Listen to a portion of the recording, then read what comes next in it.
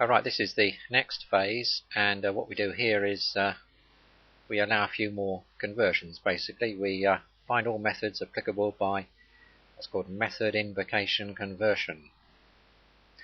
And what we do again is we take all the potentially applicable methods and examine them as before, but this time we can also do some boxing and unboxing. And these are the type of conversions that we're allowed to do. We can do no change at all. Well, that's alright. We can widen a primitive. We can widen a reference, so go from a subtype to a supertype. We can do boxing conversions. We can do boxing conversions followed by widening of a reference. We can do unboxing, and we can do unboxing followed by widening of a primitive. And those 7 are what we're allowed to do. And each parameter in the call, of course, is examined, and if it can be converted to the corresponding type in the declaration in the potentially applicable method, using one of those 7 conversions, then the potentially applicable method is applicable by method invocation conversion. Okay. Now, one thing to note: you are not allowed to widen and then do boxing, or widen and then do unboxing.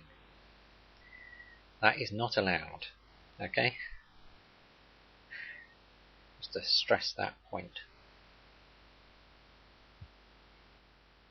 Here's a little table to illustrate method invocation conversion, and what we've got over here is the type of the argument that we're aiming for, and here's the parameter that we're passing into any method, and parameters of various different types, as you can see.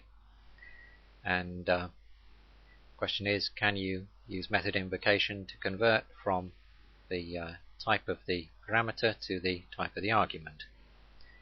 And I'll put yes in if you can, and no if you can't.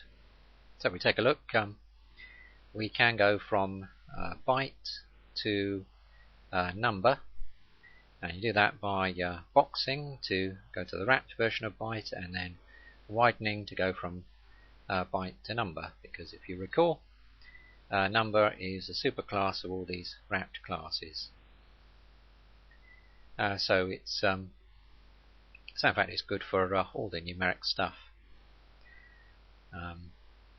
What else can we say? Integer. You can go from a wrapped integer there to a float. Do that by unboxing and widening.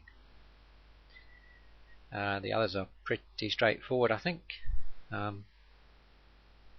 Obviously, the interface W, of course, can be converted to object, because it's considered to be a subtype of object. So everything can go to object, if necessary by boxing first and then widening to object, but it can all go.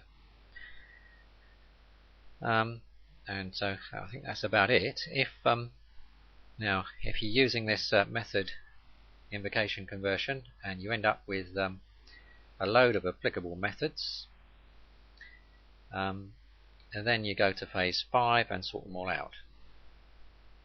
And if you haven't got any methods which are applicable by method invocation conversion, then you go to the next phase. And if you found just one method which is applicable by method invocation conversion, well, then you're home and dry because you found the method. And that's about it.